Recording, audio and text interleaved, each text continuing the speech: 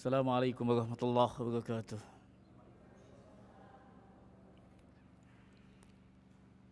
Innal hamdalillah nahmaduhu wa nasta'inuhu wa nastaghfiruh wa na'udzu billahi min shururi anfusina wa sayyiati a'malina man yahdihillahu fala mudilla lahu wa man yudlil fala hadiya lahu. Asyhadu an la ilaha illallah wahdahu la syarika lahu wa asyhadu anna Muhammadan abduhu wa rasuluh, amma ba'd. Alhamdulillah, kita panjatkan puji syukur kepada Allah yang mana pada kesempatan pagi ini kita dikumpulkan di majelis ilmu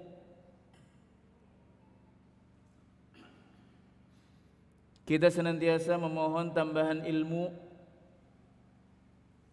dan kita senantiasa memohon kepada Allah dimudahkan dalam mengamalkan ilmu yang kita dapat, serta kita senantiasa memohon kepada Allah taufiknya diteguhkan di atas Islam, di atas sunnah, di atas aqidah,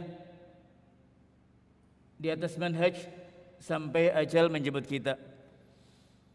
Baik, insyaallah pagi ini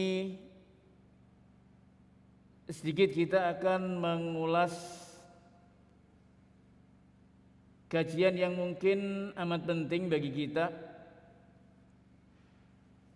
yang mana kajiannya mungkin sedikit beda dengan yang biasa-biasanya mungkin, yaitu tentang urgensi ilmu waris, ilmu faraid.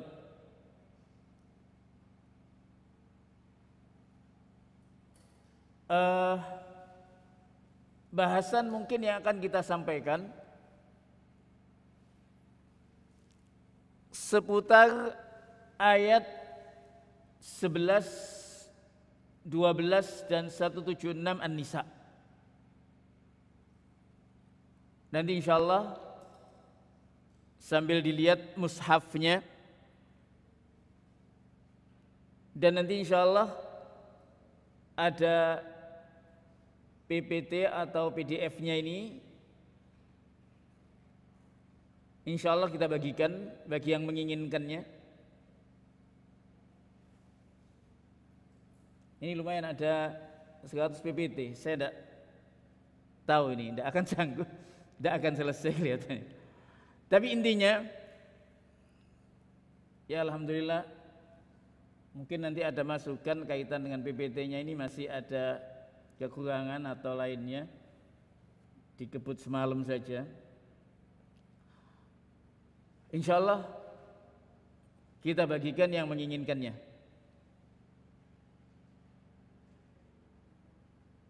Dan tidaklah antunna datang ke sini kecuali ingin memahami ilmu ini.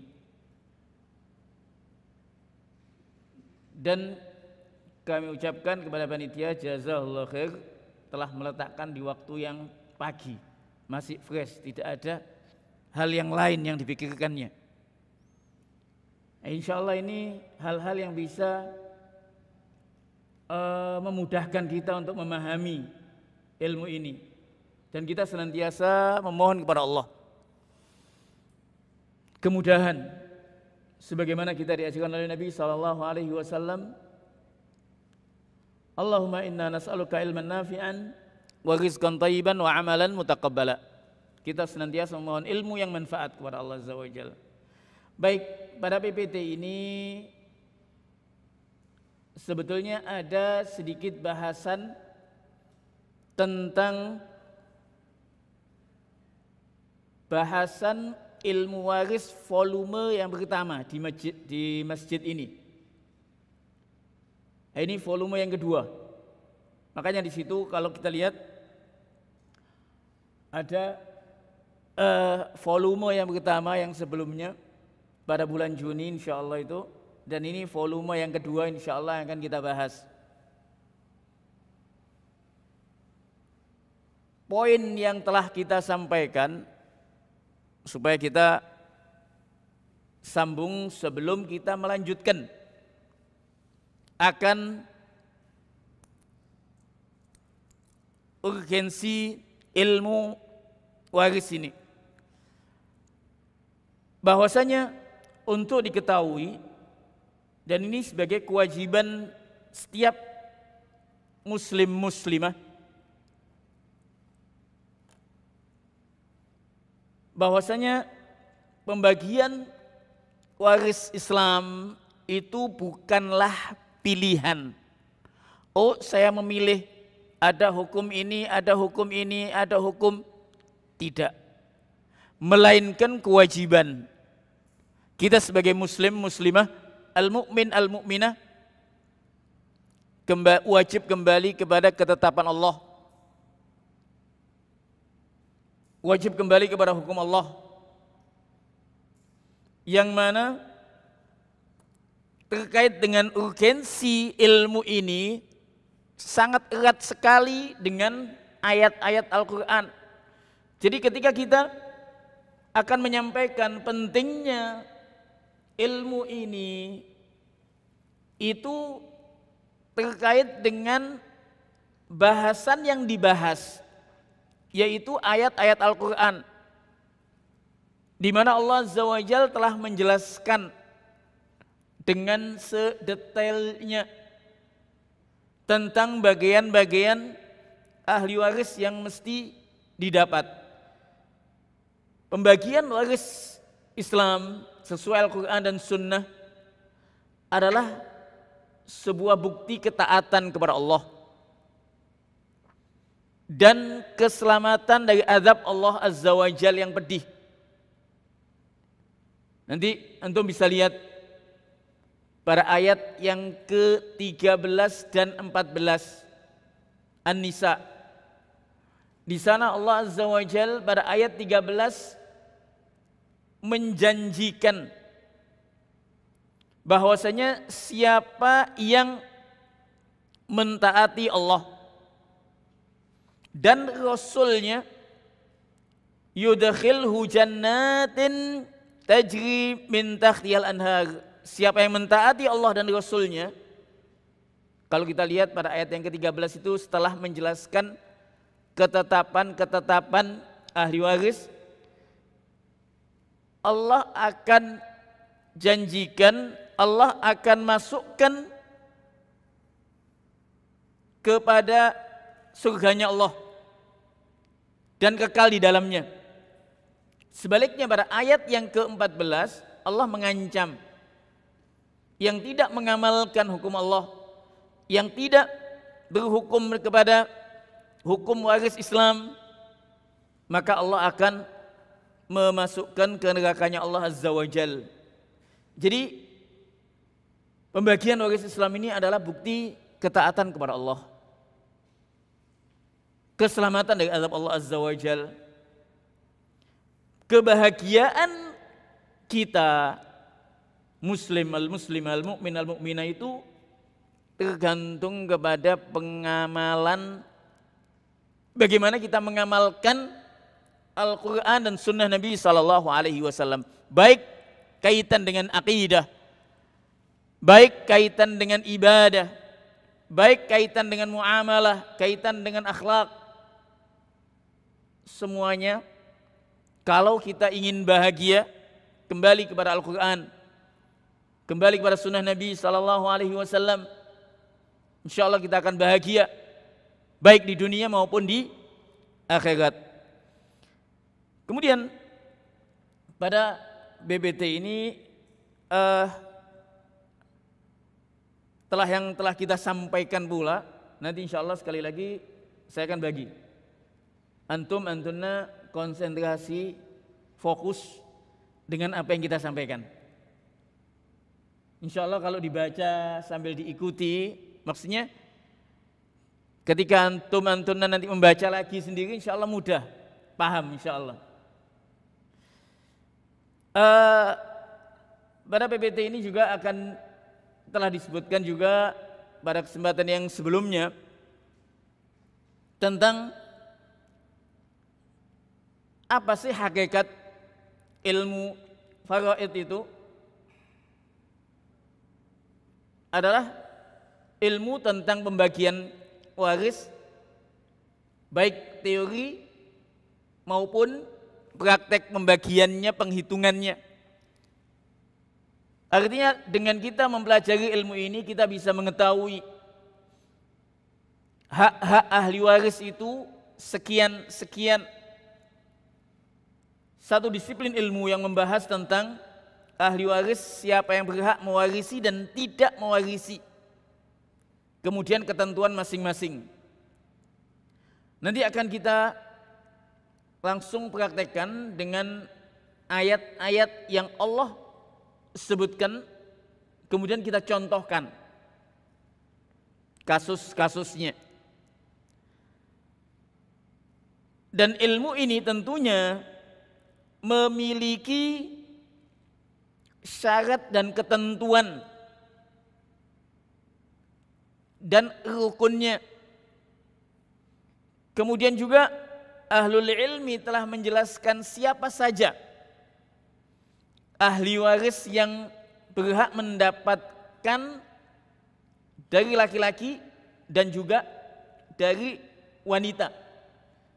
Nah,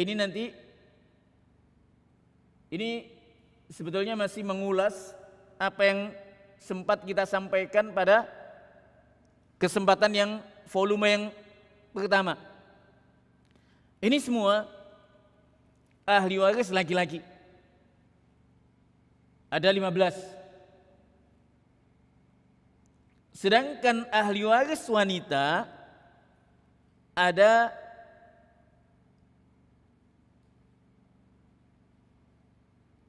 10.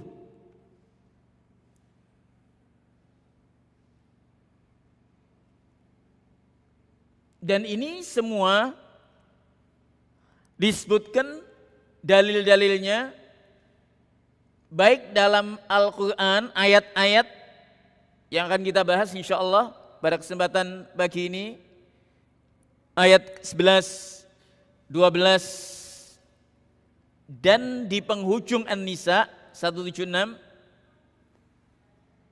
dan juga sebagian disebutkan oleh hadis-hadis Nabi SAW. Jadi dalam masalah pembagian warisan faraid, ini saya selalu melihat jam di atas sama di bawah, saya lihat di bawah aja lah. Karena waktunya sangat terbatas sekali. Dan ilmu ini sebetulnya tidak bisa dibatasi. Sebetulnya saya kepingin mengambil jam yang selanjutnya, tapi tidak mungkin. Ala kulli hal kita nasta'in billah azza wa jal, kita senantiasa isti'anah kepada Allah. Dengan waktu yang singkat ini, dengan ilmu yang sangat luas ini, ya kita isti'anah kepada Allah. Intinya kita memohon kepada Allah difahamkan, dimudahkan memahaminya, mengamalkannya juga. Baik.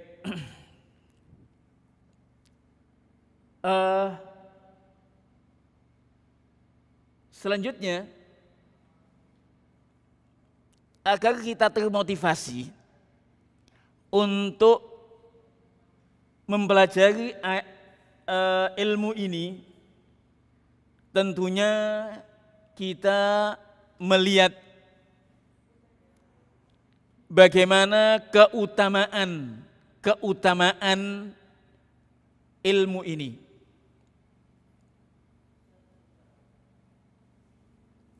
Urgensi ilmu waris, ahamiyah, pentingnya. Tentunya cukuplah ayat-ayat yang telah Allah jelaskan dalam surat An-Nisa ayat 11, 12 dan 176 menjadi bukti atau dalil tentang pentingnya pembahasan faraid ini. Bahwasanya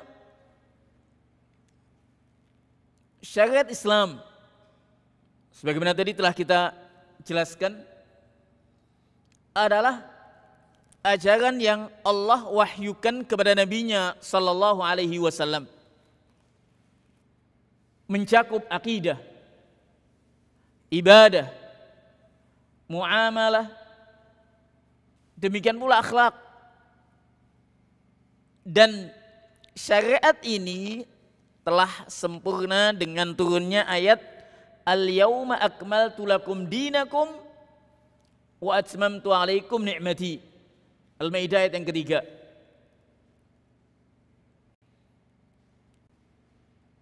Kemudian bagaimana kita bisa mengetahui keutamaan dan kelebihan keistimewaan ilmu ini? Tentunya dengan kita membandingkan. Ketika antum keliling di halal market melihat makanan, ada yang jual ini, jual ini, jual ini. Bisa dicicipi, dirasakan, beli yang ini, beli yang ini. Kan bisa tahu, oh ini yang lebih enak daripada yang ini yang lebih di lidah saya. Mungkin lidah satu dengan yang lainnya beda-beda. Oh di lidah saya ini lebih enak, ini dari enak. Kita bisa membandingkan sesuatu itu lebih baik dari yang lain ketika ada kita bandingkan gitu loh.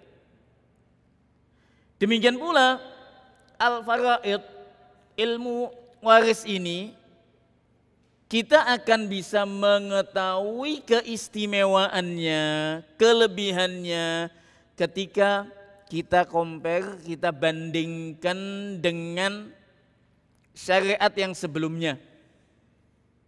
Zaman jahiliyah dahulu ataupun syariat-syariat selain Islam. Di sana, kalau di barat sana ada yang memiliki harta banyak, dia wasiatkan hartanya untuk anjingnya, tidak mau saudara saya mengambilnya. Ini saya wariskan kepada anjing saya. Kalau kita membandingkan banyak tulisan dalam hal ini, bagaimana keistimewaan syariat Islam ketika dibandingkan dengan syariat yang lain, ketika dibandingkan dengan jahiliyah, demikian pula masalah warisan khususnya. Di zaman jahiliyah dahulu, anak-anak, wanita, orang tua yang tidak bisa mendatangkan harta rampasan, tidak memiliki kekuatan, tidak mendapatkan warisan. Dalam Islam, Allah menetapkan akan bagian istri, bagian ibu, bagian nenek juga ada, bagian anak perempuan, cucu perempuan juga nanti akan ada bagian. Allah, syariat Islam memberikan hak kepada wanita, kepada anak-anak. Inilah kelebihan syariat Islam. Namun sebagian kita atau sebagian manusia ngelunjak. Apa ngelunjak itu ya? Bahasa ngelunjak itu bahasa Jawa ya? Apa ngelunjak itu? Ngelebihi, ngelunjak. Ketika sudah dikasih bagiannya, enggak, saya mau bagian saya, anak perempuan mengatakan saya mau bagian saya sama dengan saudara saya. Minta hak yang sama. Padahal Allah membedakan. Yang akan kita jelaskan nanti pada ayat 11. Itu kan namanya ngelunjak itu. Yang sebelumnya dalam jahiliyah dahulu tidak ada hak. Islam menghormati, memberikan hak-hak kepada wanita.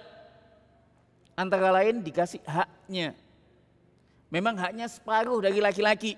Ada hikmah di balik itu. Allah Subhanahu wa taala yang lebih tahu. Sebagian ahlul ilmi mengatakan hikmahnya bahwasanya laki-laki itu memiliki membayar mahar, nafkah. Makanya harta wanita itu bisa disimpan, laki-laki tidak. Dia punya kewajiban-kewajiban dan yang lainnya.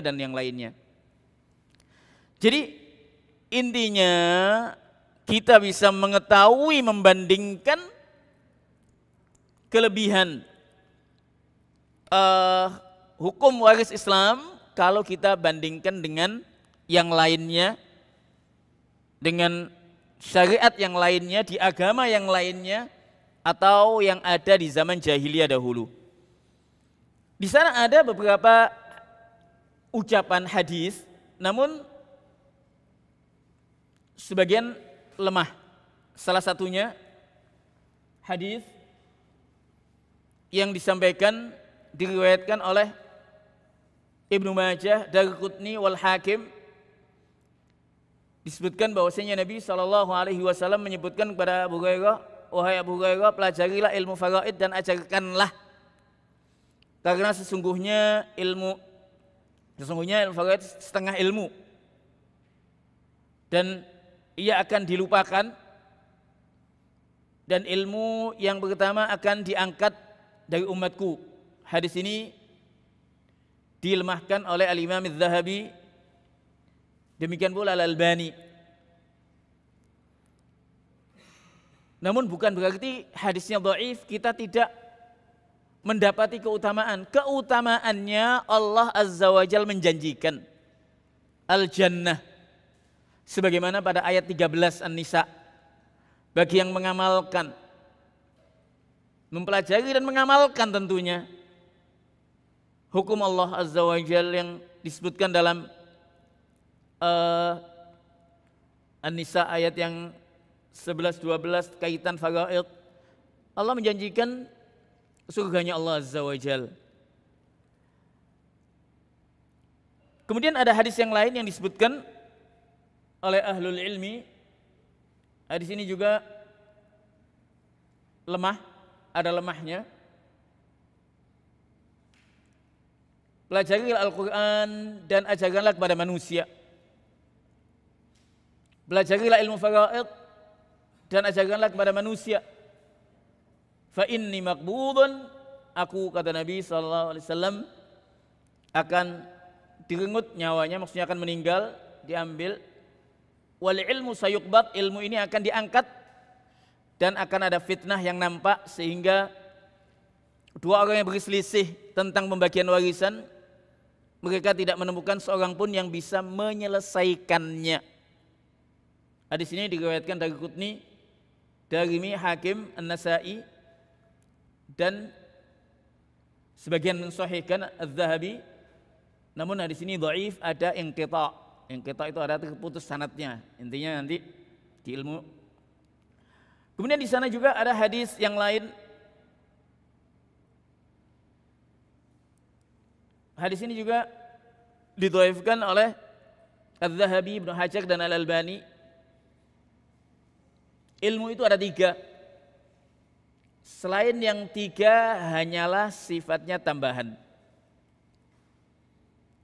3 itu adalah ayat-ayat muhkamah, ayat yang jelas.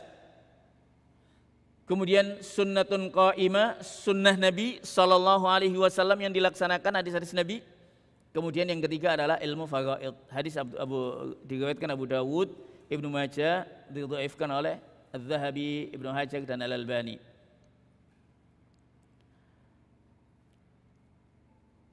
Adapun ucapan sebagian as-sahabah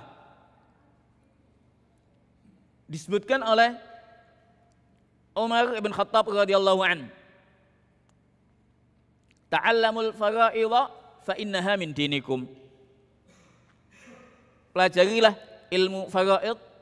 Sebagian mentafsirkan faraid ini adalah kewajiban-kewajiban yang Allah wajibkan. Sebagian ahlul ilmi mengatakan al-faraid adalah ilmu pembagian warisan. Fa innaha min dinikum, sesungguhnya faraid ini termasuk dari agama, bagian dari agama kalian. Diriwayatkan oleh Darimi, disahihkan oleh Al-Albani. Disebutkan juga dari Umar bin Khattab radhiyallahu an, idza lahautum falhu birami, jika kalian bermain-main maka bermain-mainlah dengan panahan. Nah, ini ada anjuran untuk latihan panahan. Wa idza tahaddatstum fatahaddatsu bil faraid, jika kalian berbincang, bicaralah tentang faraid. Intinya di sana masih banyak tentang ucapan, bahkan disebutkan oleh Abdullah ibn Mas'ud sebagaimana diriwayatkan oleh Darimi, Baihaqi, pelajarilah faraid, pelajarilah tentang faraid, tentang tolak, tentang haji.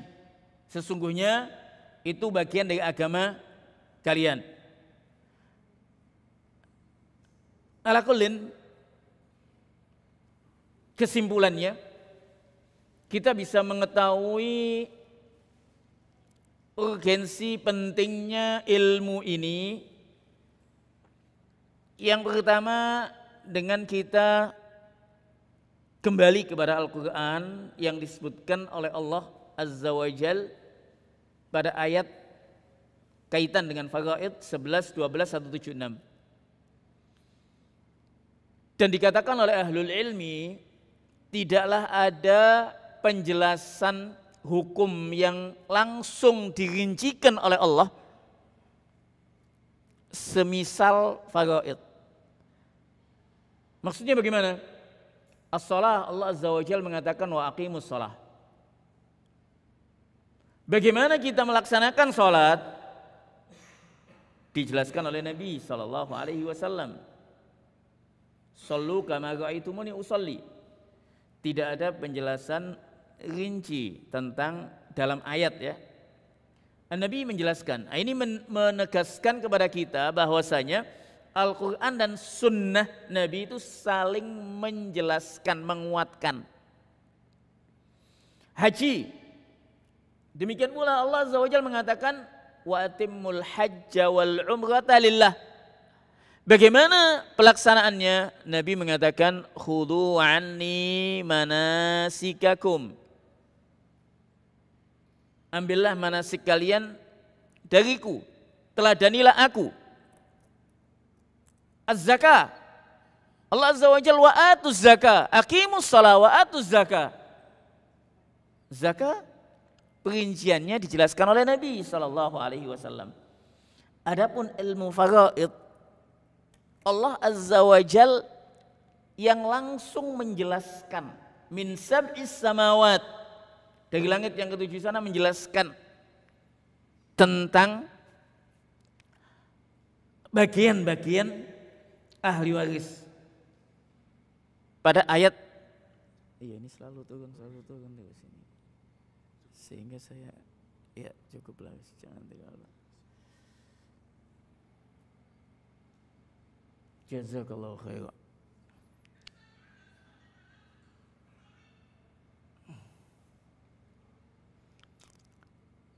Ayat-ayat Allah Azza wa Jalla menjelaskan secara langsung tentang faraid, bagian-bagian ahli waris dengan yang langsung Allah jelaskan sebagaimana disebutkan pada ayat 11, ayat 12 dan ayat 176 di penghujung An-Nisa.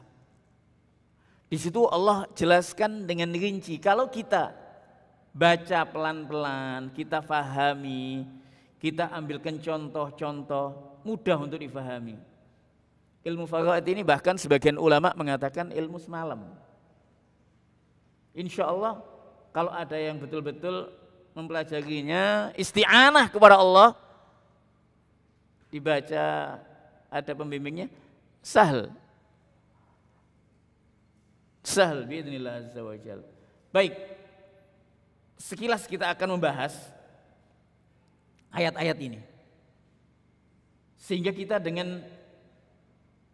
dengannya kita bisa memahami.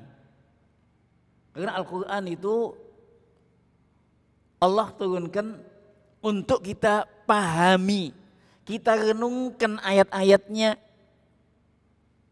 difahami perintahnya, dijauhi larangannya.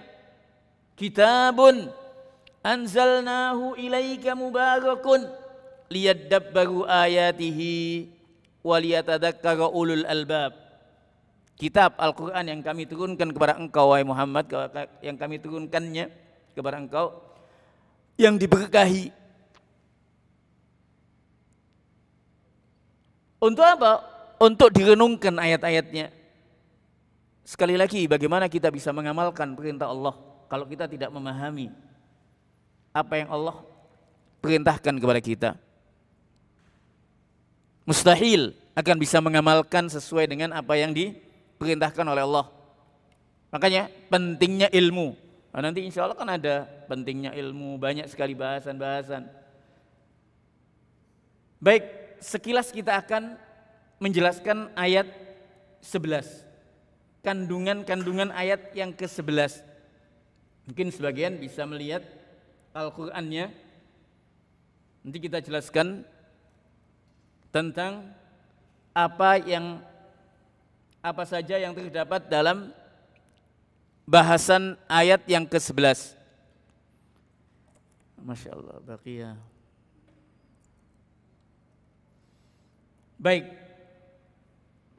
sekali lagi nanti fokus saja pada bahasan yang kita sampaikan.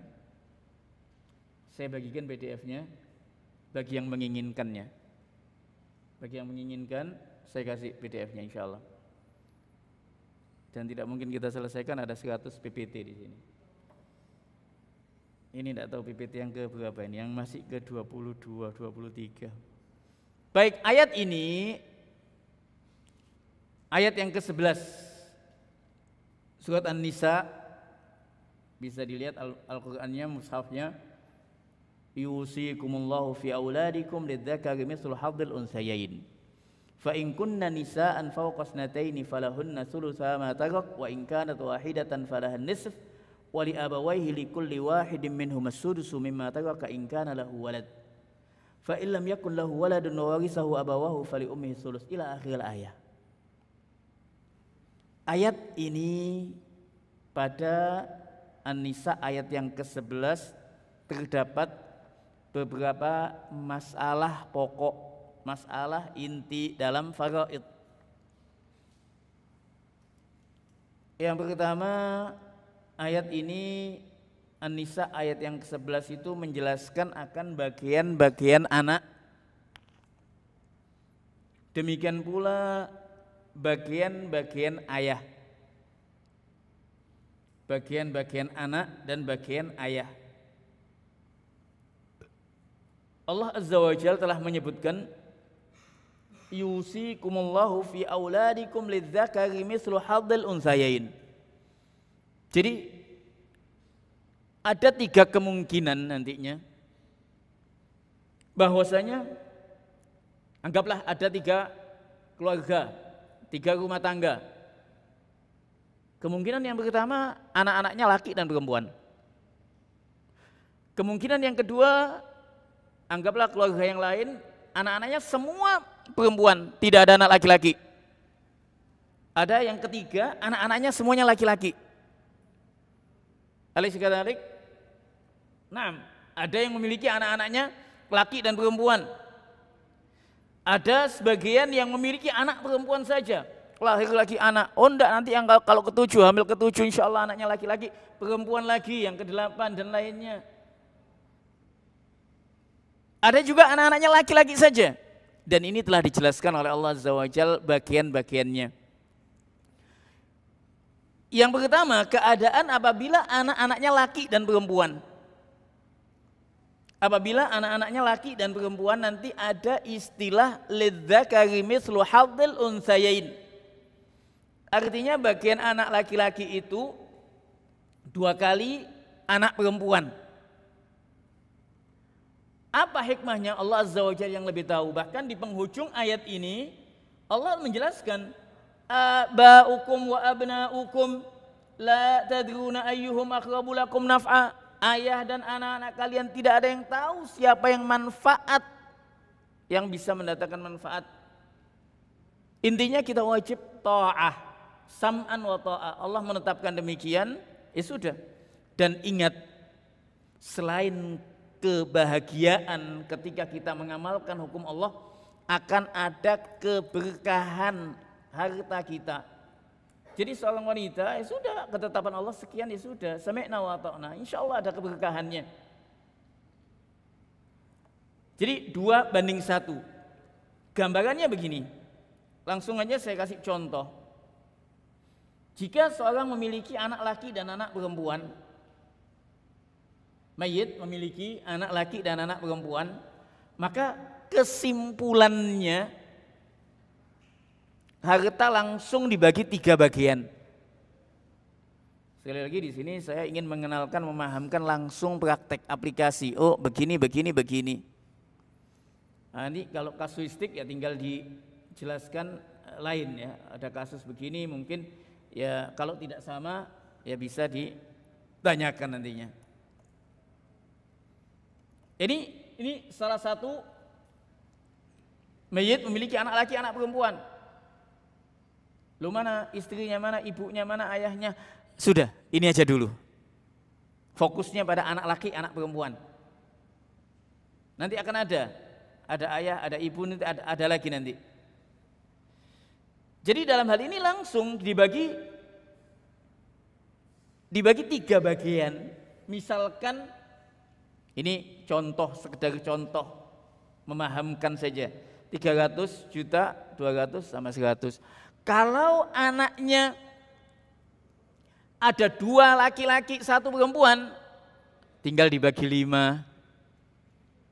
Anaknya ada 7, 4 laki-laki, 3 perempuan misalkan, tinggal dibagi 11. Itulah maksud lidzakari mithlu hadzil untsayain. Oh, anaknya 1 perempuan, 1 laki-laki, 4 perempuan misalkan, dibagi 6. 4 ditambah 2. Ini lidzakari mithlu hadzil untsayain. Kemudian Allah Azza wa Jalla selanjutnya menjelaskan tentang bila mana anak itu tunggal perempuan. Jika anaknya perempuan tunggal, disebutkan oleh Allah Azza wa Jalla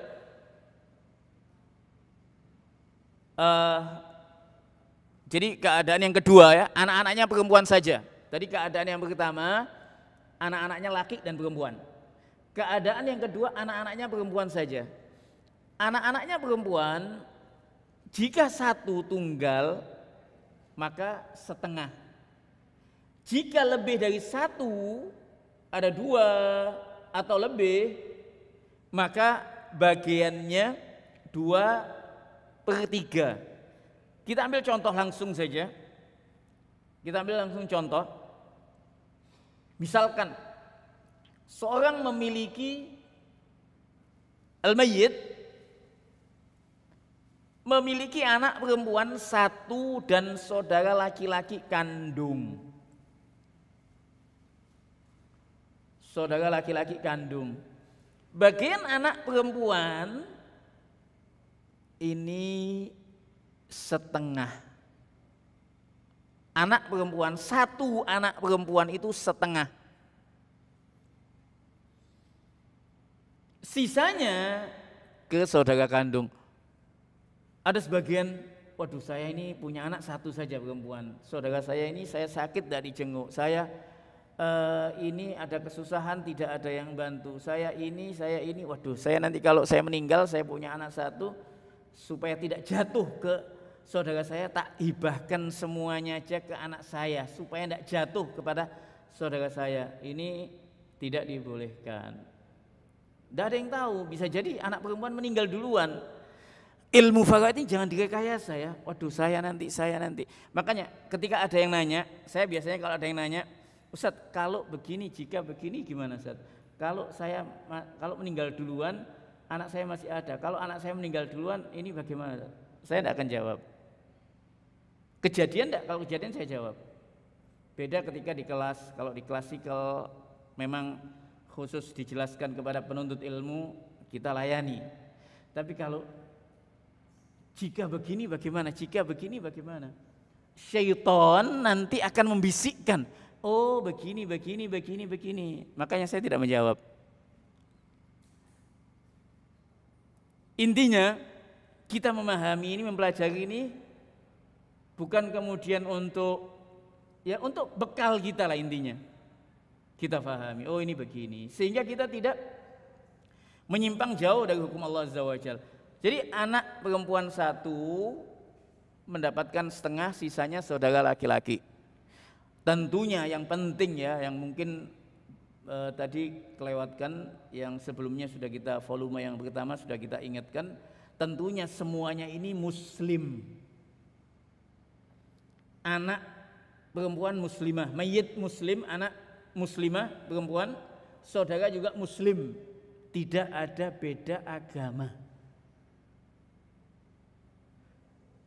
Kemudian juga anak perempuan ini juga anak hasil pernikahan yang sah. Bukan anak maaf di luar nikah. Itu nanti ada bahasannya tersendiri. Baik. Ketika ini contoh yang lain misalkan. Dalam masalah ilmu ini nih kita harus banyak ngasih ilustrasi dengan contoh-contoh. Dan memang dalam PPT ini banyak contoh-contohnya ya. Contoh-contoh ini penting. Dengannya kita bisa memahami. Oh ini bagiannya sekian, bagiannya sekian, bagiannya sekian. Misalkan anak perempuan, nah ini ada ayah, ada istri. Artinya si mayit masih memiliki ayah, si mayit masih memiliki istri, si mayit punya anak satu perempuan. Nah ini nanti ketentuannya. Intinya bagian anak perempuan setengah. Anak perempuan setengah 120 dari 240. Nah ini yang Allah katakan tadi, fa in kanat wahidatan falahan nisfu. Apabila anaknya tunggal satu perempuan, maka bagiannya adalah setengah. Bagaimana jika anaknya lebih dari satu? Nah ini contoh. Ini contoh anaknya 2 perempuan. Anaknya 2 perempuan. 2 anak perempuan 2/3. 2/3. Oh mayit masih punya saudara laki-laki, sisanya asoba. Itu ada dalilnya juga hadis Nabi SAW.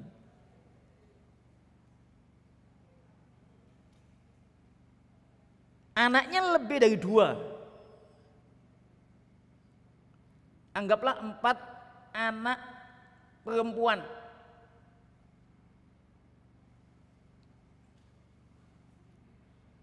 Mayit, perhatikan ya, kalau ini tahun wafatnya, perhatikan.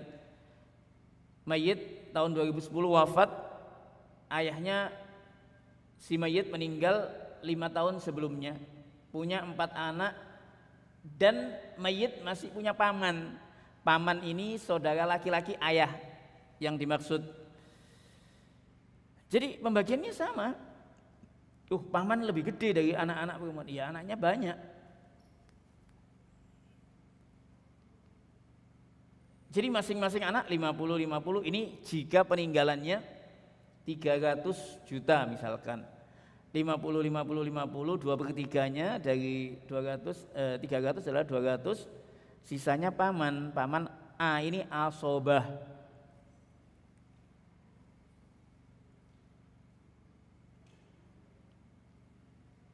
Kemudian keadaan yang ketiga tadi kita contohkan. Keadaan yang pertama tadi anak laki dan perempuan, anak-anak si mayit laki dan perempuan. Keadaan yang kedua anak-anaknya perempuan saja. Keadaan yang ketiga anak-anaknya laki-laki saja. Kalau anak-anaknya laki-laki saja ya sudah. Kalau dia tunggal satu ya sudah, semuanya itu miliknya dia. Semua itu apa yang ditinggalkan oleh mayit semua miliknya. Kalau anaknya ada satu semuanya. Kalau anaknya ada 3 ya semuanya dibagi sama, dibagi 3.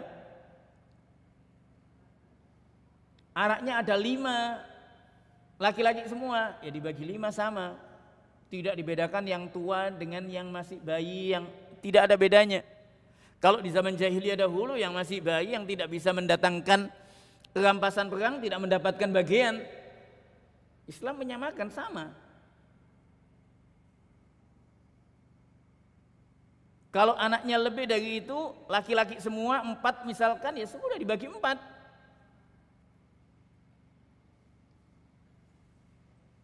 Nah, ini di awal surat An-Nisa ayat yang ke-11 tentang anak-anak. Kemudian di pertengahan ayat itu wali abawaihi likulli wahidin minhumas sudusu.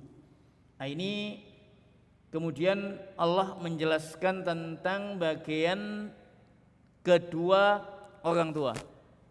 Afwan, ini waktu saya tinggal 5 menit atau lebih? Lebih. Sampai jam? Kenapa? 8.20. Jazakallahu khairan. Bisa nafas sedikit lah. Baik. Wali abawaihi likulli wahidin minhumas sudus. Di sini pada pertengahan ayat itu dijelaskan tentang bagian masing-masing ayah dan ibu. Bagian ayah dan ibu masing-masing 1/6 jika si mayit memiliki anak. Jadi kalau di hukum positif ketika suami meninggal, kemudian istri datang ke notaris dengan anaknya, balik nama sekalian langsung dibalik. Tidak tahu ya apakah itu hukum positif. Intinya ketika dia datang ke notaris langsung diambil balik nama semuanya, apa yang dimiliki oleh suaminya entah gimana, notaris langsung buat. Wallahu a'lam. Ada khata', tidak boleh. Tidak bisa. Dilihat dahulu, bisa jadi mayit masih memiliki ayah, ibu, atau memiliki kakek, nenek. Saya sempat dikeluhkan, maksudnya ada yang datang seorang notaris yang menyampaikan, Ustaz, kalau dalam notaris bisa aja, Ustaz. Pokoknya dia membawa surat kematian, ini anak saya, ini langsung dibalik semua. Masya Allah, innalillah. Adalah ya juz. Jadi harus memahami faraid. Tidak boleh langsung mengesahkan begitu saja ini miliknya inilah. Tidak semudah itu.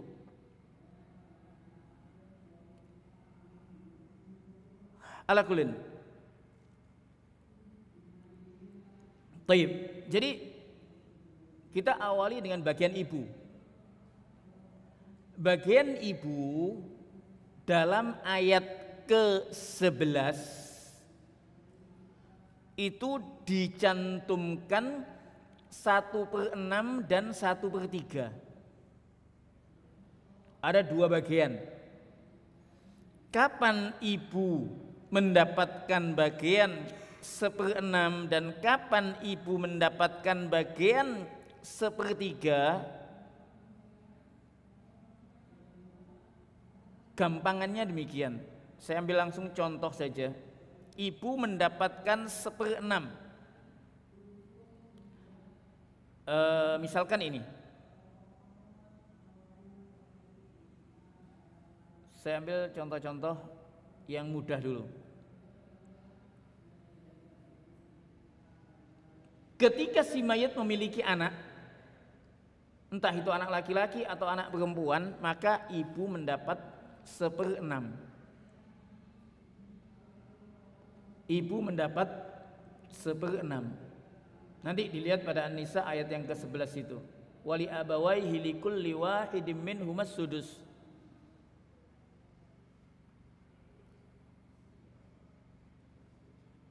Demikian pula pada contoh ini ibu akan mendapatkan 1/6. Si mayit memiliki sejumlah saudara. Jadi si mayit masih bujang meninggal. Otomatis kalau sudah bujang tidak punya anak. Si mayit masih punya adik-adik, saudara. Anggaplah punya saudara 5 laki-laki. Ibu si mayit punya hak 1/6.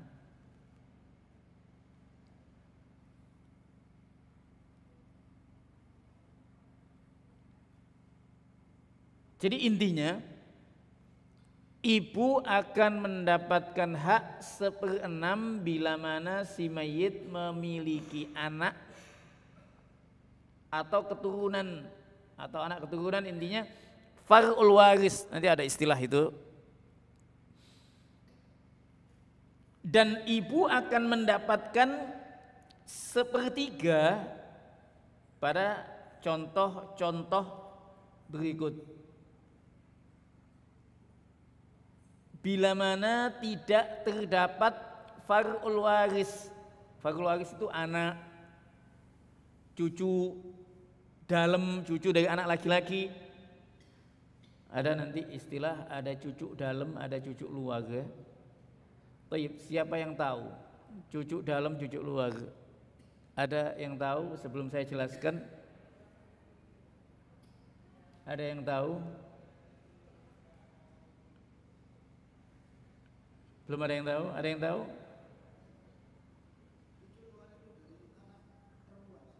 Cucu luar dari anak perempuan, gambarannya gimana?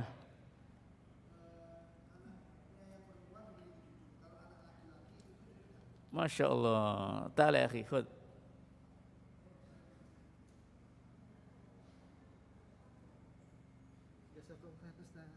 Tafadhal ijlis. Sahih. Jazakallahu khairan. Jadi cucu dalam, cucu luar itu kalau gambarannya ini.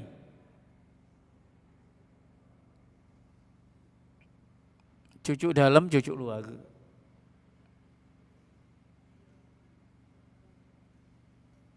Ketika si mayit punya anak laki-laki ini punya anak, cucu-cucu ini adalah cucu dalam dari si mayit.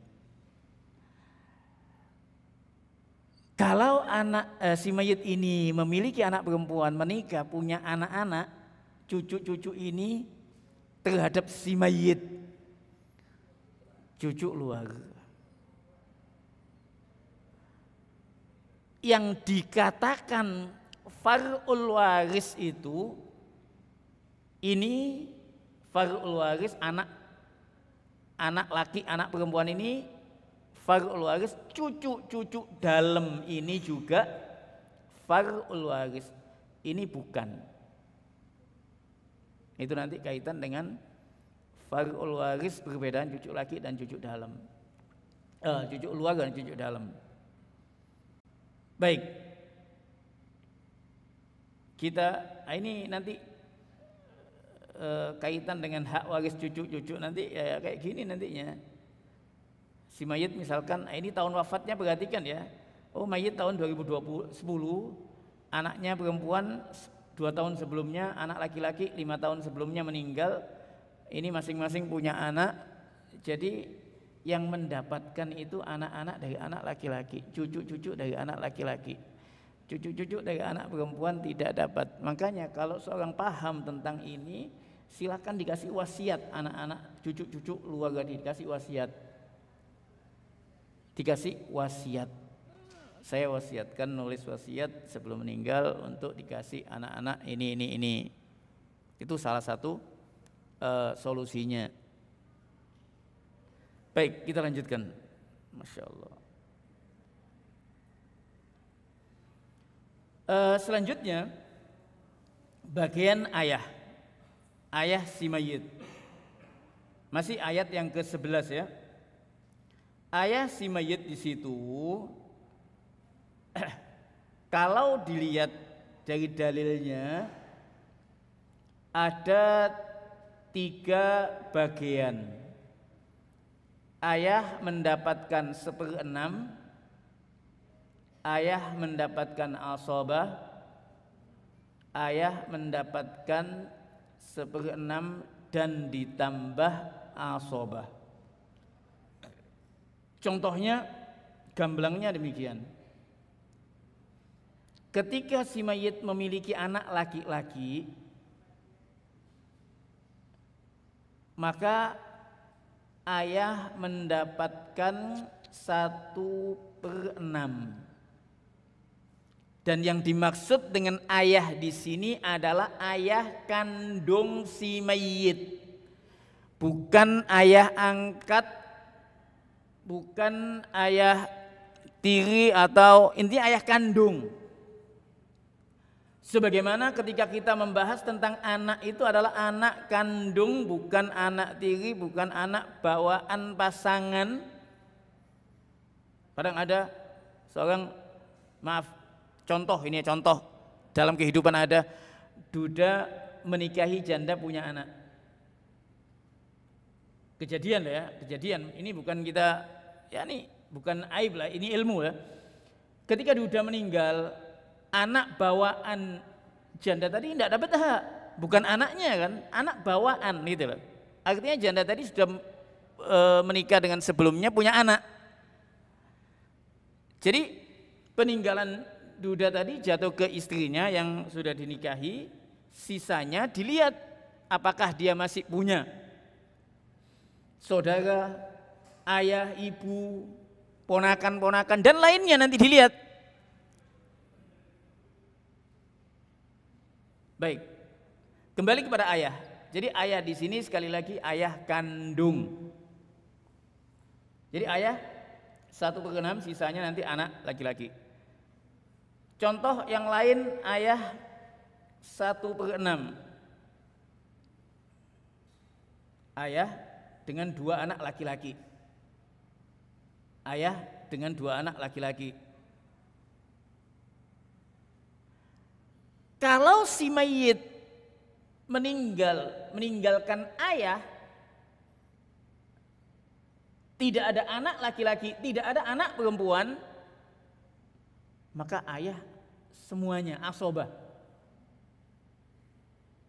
Atau si mayit meninggalkan saudara-saudara, si mayit masih bujang, dia masih punya ayah, dia punya 3 adik, si mayit punya 3 adik laki-laki katakanlah. Bisa punya gambaran ya. Si mayit punya ayah, masih bujang meninggal, si mayit punya 3 adik laki-laki. Harta si mayit, si mayit punya real estate masalah. Semua peninggalannya jatuh ke ayah semuanya. Adik-adiknya tidak ada hak. Mengapa? Tidak punya anak. Ayah di sini asobah. Apa itu asobah? Asobah tidak dijual di halal market. Bukan makanan. Asobah ini istilah dalam faraid, ahli waris yang mendapat bagian tidak menentu. Kadang banyak, kadang sedikit, itu ada bahasannya. Makanya waktu yang dari 6.30 sampai 6.30 itu anak sekolah aja belum masuk loh ya. Tapi alhamdulillah jam Sabtu ini tidak ada anak sekolah. Cuma tadi alhamdulillah lah, ala kulli hal ada kompensasi waktu sedikit ini. Tinggal 10 menit. Allahumma musta'an. Sisanya nanti antum baca. Saya kasih yang menginginkan bisa saya WA-kan nanti. La haula wala quwata illa billah. Baik. Kalau si mayit memiliki anak perempuan, bagaimana? Si mayit punya anak perempuan dan si mayit punya ayah. Maka ayah itu bagiannya adalah 1/6 ditambah sisa yang ada. 1/6 ditambah sisa yang ada. Ini misalkan anggaplah contoh 300 juta peninggalannya. Anak perempuan 150, setengahnya. Tidak lebih. Ayah 50 ditambah 100. Bagian yang wajib bagi ayah adalah 1/6, sisanya ini tambahan ini, sisanya itu adalah tambahan. Karena tidak ada ahli waris yang lain gitu loh. Dan kalau toh ada ahli waris yang lain, bisa jadi terdinding, terhalang oleh ayah. Nah ini sebagian contoh-contoh yang mungkin kita, nah ini contoh lain. Faraid itu harus mengandalkan contoh-contoh. Oh, tetangga saya kemarin meninggal ya. Coba berapa ya? Siapa yang ditinggalkan, ahli warisnya siapa saja ya? Dibikin latihan. Oh, ada kasus begini, dibikin latihan. Kalau enggak, menguap ilmu ini. Ya tentunya dipahami ayat 11, 12, 13 sebagai teorinya tadi dipahami, kemudian dipraktekkan. Oh, ini begini, ini begini, ini begini. Baik, misalkan ini contoh.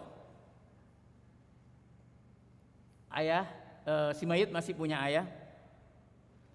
Si mayit punya anak laki-laki. Ini yang saya garis tutup ini sudah meninggal, maksudnya sebelum mayit. Sebetulnya mesti dikasih tahun wafatnya. Ketika ada dua mayit, maka kita mesti mengetahui mayit yang pertama, yang kedua ini mana. Mayit yang pertama, dengan bagaimana kita mengetahuinya? Tahun wafatnya, tanggal bulannya, jamnya. Itu penting sekali. Dan itu permasalahan faraid yang paling tanda kutip sebagian mengatakan pelik, memang pelik lah, sulit, tentang munasakhat.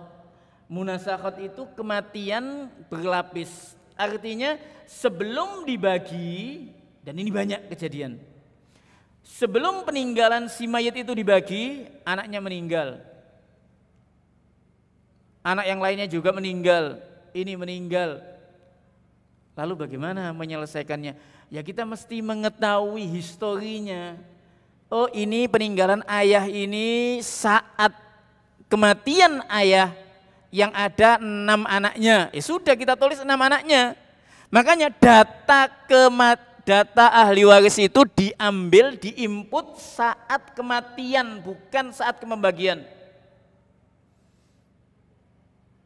Ketika kita hendak membagi pembagian warisan, data yang kita ambil, data ahli waris yang kita ambil itu saat kematian. Misalkan 10 tahun yang lalu ayah meninggal. Saat itu ayah memiliki 5 anak. 3 laki, 2 perempuan. Kemudian 10 tahun anggaplah 2014 ya. 2015 salah satu anaknya meninggal. Kan anak ini belum mendapatkan hak meninggal. Tetap kita hitung ketika pembagian. Oh, laku peninggalan ayah itu tahun 2020. Ya kita hitung, anak semuanya masih ada. Jadi tidak, ini sudah nggak ada, yang sudah langsung potong kompas. Ya sudah, silakan potong kompas, tinggal tunggu aja nanti. Malaikat yang akan mencambuk kalian tidak mudah ini. Azab Allah Azza wa Jalla, Allah menyediakan azab kalau seorang tidak mengikuti hukum Allah Azza wa Jalla. Sebagaimana ancaman Allah Azza wa Jalla pada ayat yang ke-14 An-Nisa. Jadi jangan menganggap gampang masalah. Sudah ada yang tahu ini saja. Sudah kita bagi aja yang ada, yang hidup aja. Tidak semudah itu. Wajib diketahui. Kada, oh ini historinya mana. Selama ada datanya bisa diselesaikan insya Allah. Jadi ini beberapa contoh-contoh yang lain. Saya tambahkan sedikit, baki 6 menit, tinggal 6 menit. Saya tambahkan sedikit, nanti sisanya kalian baca insya Allah, isti'anah kepada Allah untuk dimudahkan memahami ilmu ini. Insya Allah mudah. Ilmu semalam kata ulama. Ilmu semalam baca, dipahami, tekuni, bisa, insya Allah bisa. Bisa gitu loh, insya Allah bisa. Saya tambahkan sedikit An-Nisa ayat yang ke-12. An-Nisa ayat yang ke-12 di sana tentang bagian suami istri. Dan juga ada bagian saudara yang seibu. Saudara seibu itu gimana? Taib. Saya jelaskan dulu akan bagian masing-masing suami istri. Di situ pada ayat itu, An-Nisa ayat yang ke-12, Saya merasa ada yang ngejar saya, tapi saya tidak tahu apa yang ngejar saya, tidak tahunya waktu. Ala kulin.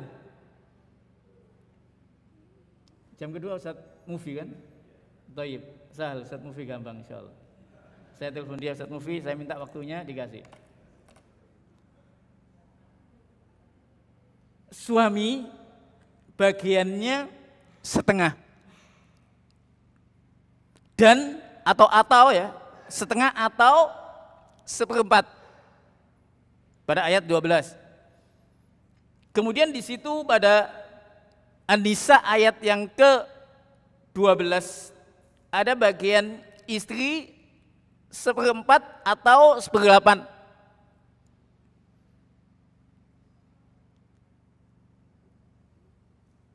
Saya contohkan langsung. Ini salah satu contoh. Ketika seorang meninggalkan suami dan satu saudara perempuan kandung. Ini mayit, punya suami, mayitnya perempuan otomatis. Punya saudara perempuan kandung. Nah, ini suami setengah. Kenapa setengah? Si mayit tidak memiliki anak. Si mayit tidak memiliki anak. Demikian pula contoh yang ini, misalkan ketika kita katakan suami dan ayah si mayit perempuan meninggalkan suami dan si mayit punya ayah. Suami bagiannya setengah. Mengapa? Si mayit tidak memiliki anak. Sebaliknya ketika si mayit memiliki anak, baik anak laki atau anak perempuan, maka suami bagiannya seperempat. Suami bagiannya seperempat.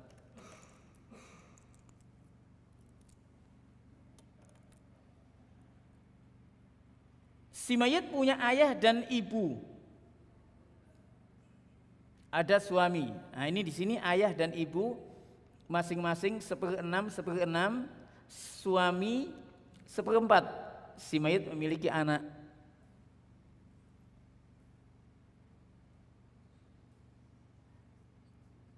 Jadi sangat mudah sebetulnya. Dan karena mudahnya ya, banyak aplikasi sebetulnya. Baik di Android atau di iOS, banyak yang buat aplikasi ini.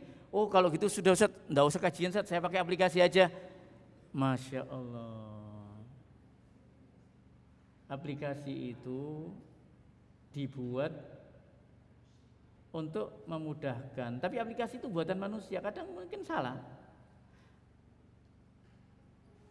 Bagaimana saya membuat aplikasi itu loh, supaya ada semangat untuk mempelajari ilmu ini. Kalau enggak, tidak akan, sudah ada aplikasi kok, sudah kembali kepada aplikasi aja. Lah, tidak cukup. Ada beberapa kasus yang tidak bisa diselesaikan dengan aplikasi. Ada beberapa kasus yang mungkin tidak bisa diselesaikan dengan aplikasi. Sebaliknya bagian istri ya, bagian istri itu tadi telah disampaikan adanya seperempat atau seperdelapan. Contoh, si mayit memiliki saudara laki-laki dan istri mayitnya perempuan, otomatis saudara lebih besar. Ya iya, dalam kasus ini saudara menjadi asobah. Ketika si mayit memiliki ayah dan istri juga seperempat karena tidak memiliki anak. Kalau si mayit punya anak, maka si istri seperdelapan. Sangat jelas dan wadih sebetulnya. Sangat jelas sekali sebetulnya.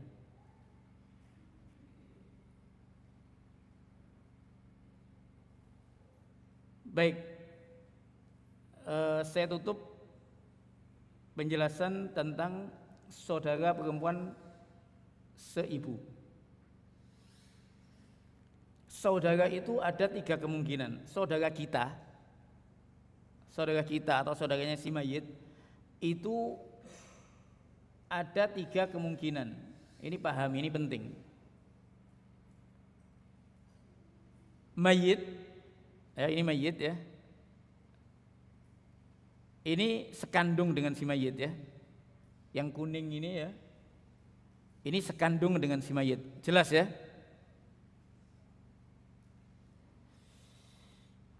Mayit ke yang hijau, ini yang hijau ya. Ini sebapak. Kalau ke samping sini, mayit ke samping sini ini yang seibu.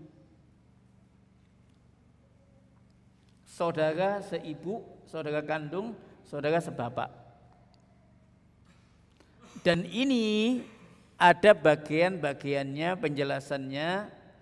Saudara yang seibu, dalilnya An-Nisa ayat yang ke-12. Adapun saudara yang sekandung atau yang sebapak, An-Nisa 176. Dan nanti bisa antum pelajari pelan-pelan insyaallah di PDF-nya mungkin saya bagi yang menginginkannya. Mungkin ini yang bisa kita sampaikan. Ya, saya mohon maaf kalau tidak bisa menyampaikan semuanya karena keterbatasan waktu. Dan ada sesi yang lain yang mungkin akan disampaikan oleh yang lain insyaallah ta'ala. Dan intinya ilmu ini wajib kita pelajari agar kita tidak sesat dan tidak salah, tidak mengambil hak yang lain, tidak mendolimi yang lain. Dan intinya ketika kita mempelajari ilmu ini, kita menjalankan amanah yang Allah amanahkan kepada kita. Oh, amanahnya kita sampaikan hak-hak masing-masing. Oh, ini haknya sekian, ini haknya sekian, ini haknya sekian. Sehingga dengannya kita telah mengamalkan apa yang diperintahkan oleh Allah, dan kita insyaallah akan mendapatkan balasan surganya Allah Azza wa Jalla sebagaimana janji Allah pada ayat yang ke-13. Baik, saya cukupkan sampai di sini. Insyaallah semoga ada di antara antum dan antunna yang memiliki himmah aliyah untuk mempelajari dan melanjutkan ilmu ini. Ustaz Mufi sudah di luar sana. Tafadhol Ustaz Mufi. Baik, kita cukupkan sampai di sini. Aqulu qouli hadza subhanakallahumma bihamdika asyhadu an la ilaha illa anta astaghfiruka wa atubu ilaik. Assalamualaikum warahmatullahi wabarakatuh.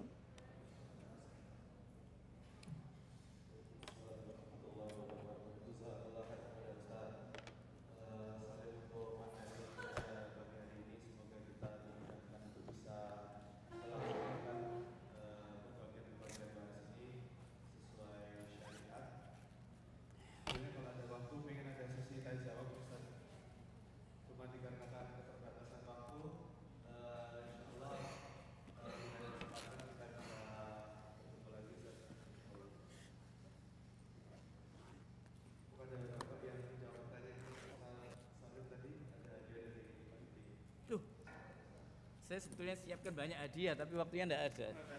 Saya sebetulnya ada siap tadi. Saya siapkan beberapa hadiah sebetulnya. Tapi nggak ada soal jawab, ya sudah. Saya bawa pulang.